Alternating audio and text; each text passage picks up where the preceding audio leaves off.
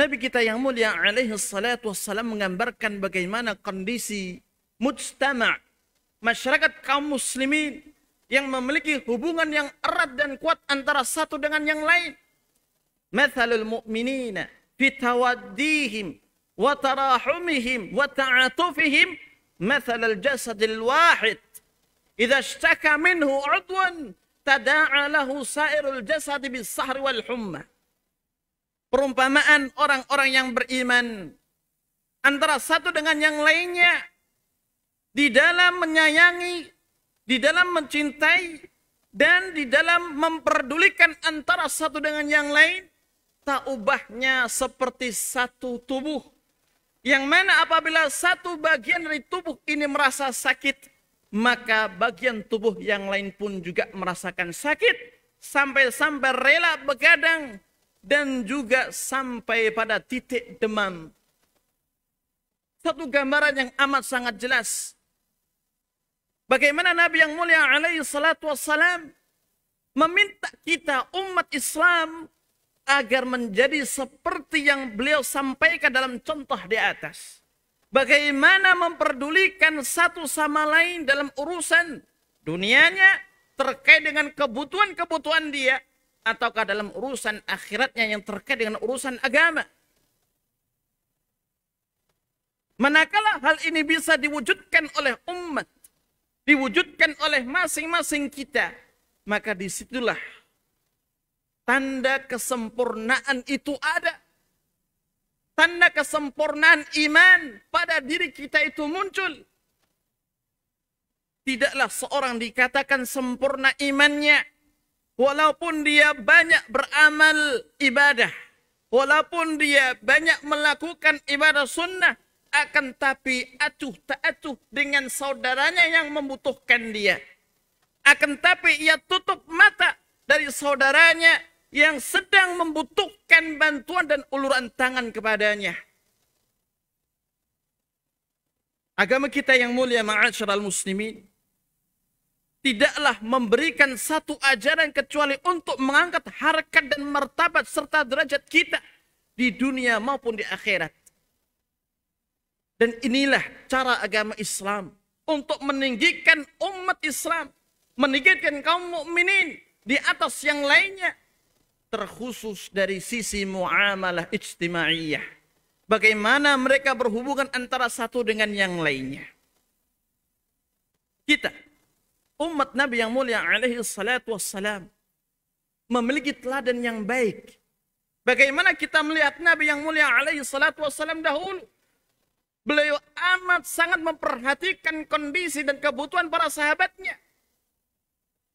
Berapa banyak mereka para sahabat fakir miskin dicukupi oleh Nabi yang mulia alaihi salatu wassalam. Bukan hanya itu. Mereka yang jauh dari wilayah kota Madinah ketika mengeluh kepada Nabi yang mulia alaihi salatu wassalam akan kekurangan yang mereka rasakan, diberikan oleh Nabi yang mulia alaihi salatu wassalam satu pemberian yang melebihi apa yang ia minta. Diberikan kambing sepenuh lembah. Dan ini yang diterapkan oleh para sahabat radhiyallahu taala anhum jami'an. Ketika satu malam datang seorang sahabat menghadiahkan satu kepala kambing kepada sahabat yang membutuhkan. Namun sahabat yang dituju ini dia mengutamakan sahabat yang lainnya yang lebih membutuhkan darinya. Didatangi sahabat yang kedua, diberikan kepala kambing kepadanya, maka ia pun menolaknya dengan halus dan menunjukkan bahwasannya ada sahabat yang ketiga yang jauh lebih membutuhkan daripada dirinya. Dan terus berputar sampai pada putaran yang ke-10, kembali kepada orang yang pertama yang dimaksud untuk diberikan kepala kambing. Ummul Mukminin Aisyah radhiyallahu taala anha, ketika perwakilan sahabat yang mulia Umar ibn al-Khattab radhiyallahu taala anhu di akhir-akhir hayatnya meminta izin kepada Aisyah radhiyallahu taala anha untuk diperkenankan dimakamkan di dekat Nabi yang mulia alaihi salatu wassalam, di dekat bapaknya Abu Bakar As-Siddiq, maka dengan kemurahan hati Ummul Mukminin Aisyah radhiyallahu taala anha wa ardaha memberikan izin kepada Umar bin Khattab untuk dimakamkan di dekat suami Ummul Mukminin Nabi yang mulia alaihi salatu wassalam, dan juga di dekat bapaknya Abu Bakar As-Siddiq. Kepedulian para sahabat yang begitu tinggi antara satu dengan yang lainnya. Memberikan kecukupan bagi mereka yang membutuhkan. Memberikan bantuan kepada mereka yang amat sangat memerlukan uluran tangan. Mereka teladan kita. Mereka adalah cerminan bagaimana kita bisa menjadi seperti mereka di dalam beragama kepada Allah Subhanahu wa taala. Tatkala kita mengkiblatkan pemahaman kita di dalam memahami agama kepada para sahabat salafus salih, maka demikian pula di dalam kita menjalani kehidupan bermasyarakat.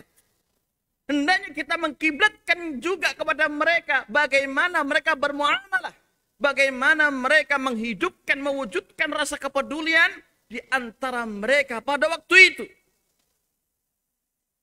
Sungguh tidaklah benar ketika kita menisbatkan kepada salaf, akan tapi akhlak kita jauh dari mereka. Akan tapi muamalah kita jauh dari mereka. Sungguh amat sangat memprihatinkan ketika kita menisbatkan diri kita kepada pemahaman salafus saleh, para sahabat, akan tapi kita menyimpang dari apa yang sudah mereka contohkan, khususnya dalam hal muamalah dan akhlak di dalam menjalani kehidupan bermasyarakat. Ma'asyiral muslimin, sidang salat Jumat rahimani wa rahimakumullah. Negeri kita yang akhir-akhir ini diuji oleh Allah Subhanahu wa taala dengan berbagai macam ujian. Bagaimana kita melihat, kita mendengar, kita menyaksikan sebagian saudara kita diuji habis-habisan oleh Allah Azza wa Jal. Kita menyaksikan bagaimana dahsyatnya erupsi Gunung Semeru. Apa yang mereka miliki hancur. Rumah mereka hancur. Harta benda binatang ternak mereka musnah. Tidak punya apa-apa. Tidak ada satupun harta kecuali istri dan anaknya. Tidak ada sesuatu yang bisa ia kenakan kecuali satu pakaian. Ini merupakan satu fenomena yang nyata, yang mengetuk hati kita semua ma'asyiral muslimin, untuk mewujudkan seberapa jujurkah kita di dalam mengikuti mereka para sahabat, di dalam bermuamalah kepada yang lainnya. Tidakkah kita merasa peduli? Tidakkah kita merasa iba? Tidakkah kita merasa kasihan kepada mereka, saudara-saudara kita yang sedang ditimpa oleh Allah Subhanahu wa taala, diuji oleh Allah Subhanahu wa taala? Tidakkah hati ini terenyuh melihat kondisi mereka? Inilah kesempatan ma'asyiral muslimin bagi kita untuk membantu mereka, mengulurkan tangan kita, menolong mereka, mencukupi kebutuhan mereka. Apa yang kita miliki, apa yang kita simpan,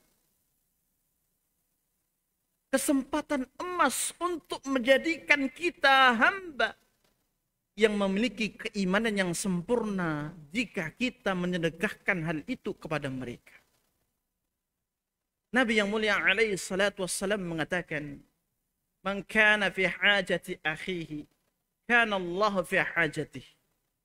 Barang siapa yang dia berada dan berusaha untuk mencukupi kebutuhan saudaranya, maka Allah Subhanahu wa taala akan mencukupkan kebutuhan baginya.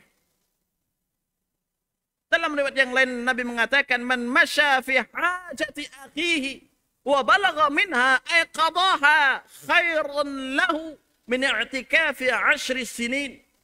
Barang siapa yang dia itu berjalan, berusaha dalam rangka membantu saudaranya untuk memenuhi kebutuhannya sampai selesai, maka itu lebih baik bagi dirinya daripada dia beriktikaf selama 10 tahun.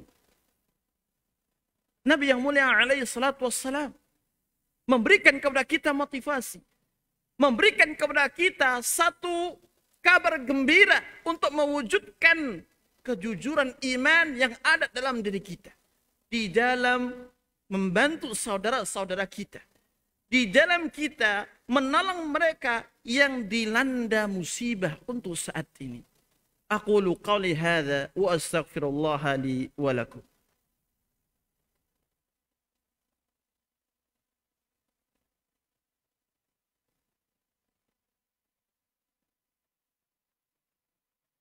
Alhamdulillah hamdan katsiran thayyiban mubarakan fih kama yuhibbu rabbuna wa yardah.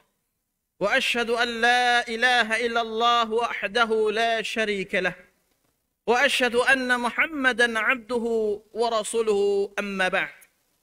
معاشر المسلمين, sidang salat Jumat rahimani wa rahimakumullah. Banyak di antara saudara-saudara kita yang memberikan kemudahan bagi kita untuk menyalurkan bantuan kita, sedekah kita, apa yang kita berikan kepada mereka saudara kita amat sangat banyak. Jangan sampai hal ini menjadi bumerang bagi kita kelak di akhirat, yang seharusnya kita bisa membantu mereka dengan menyedekahkan apa yang kita punya, namun tidak kita lakukan. Jangan sampai hal ini menjadi bumerang bagi kita kelak di akhirat. Jangan sampai kita ditanya oleh Allah Subhanahu wa taala akan kewajiban kita terhadap saudara kita yang sedang ditimpa musibah. Ini yang harus kita cermati. Ini yang harus kita evaluasi pada diri kita. Sudahkah kita membantu saudara kita? Sudahkah kita mengulurkan tangan bagi mereka? Sudahkah kita mengambil sebagian harta kita, kita berikan kepada mereka? Jangan sampai kita nanti ditanya oleh Allah Subhanahu wa taala atas rizki yang Allah berikan kepada kita, namun kita tidak bisa menjawabnya karena kita tidak mau mengeluarkannya hanya untuk diri kita sendiri. Ingatlah sabda Nabi yang mulia alaihi salatu wassalam.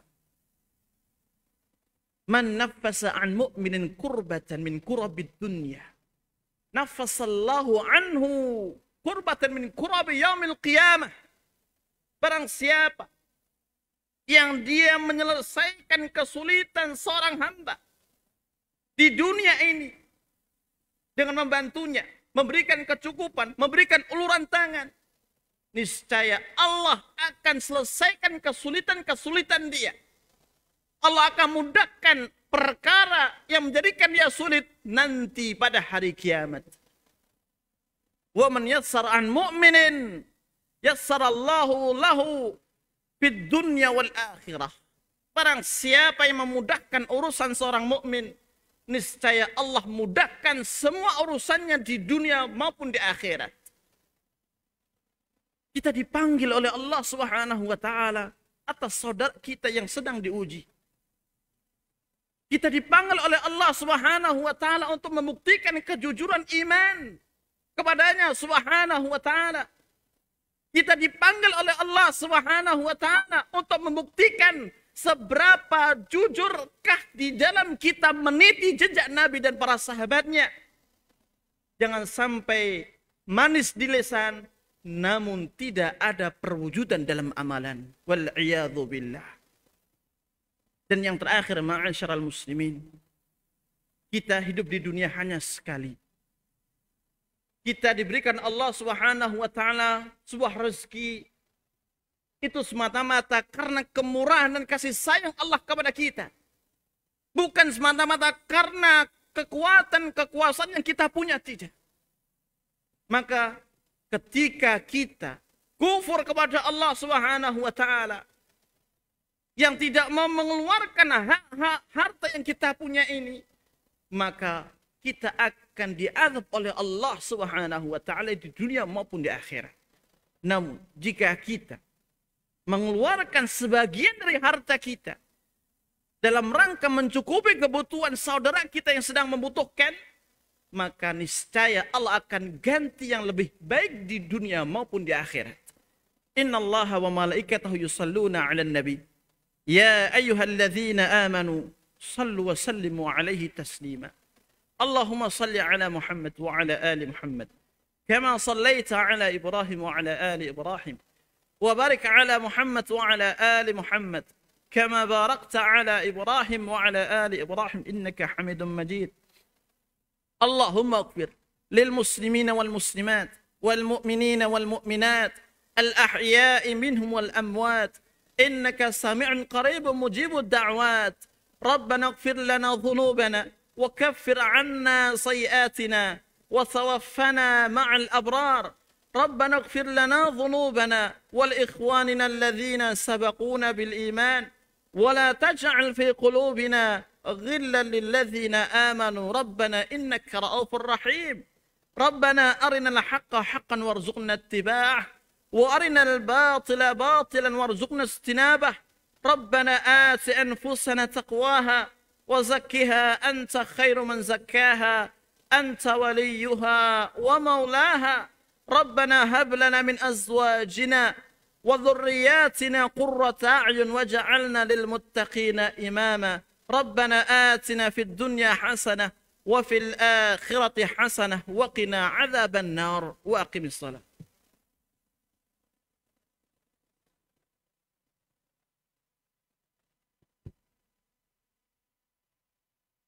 الله أكبر الله أكبر أشهد أن لا إله إلا الله أشهد أن محمدا رسول الله حي على الصلاة حي على الفلاح قد قامت الصلاة قد قامت الصلاة. الله أكبر الله أكبر لا إله إلا الله. استووا واعتدلوا سووا صفوفكم فإن تصفية الصف من إقامة الصلاة. استووا.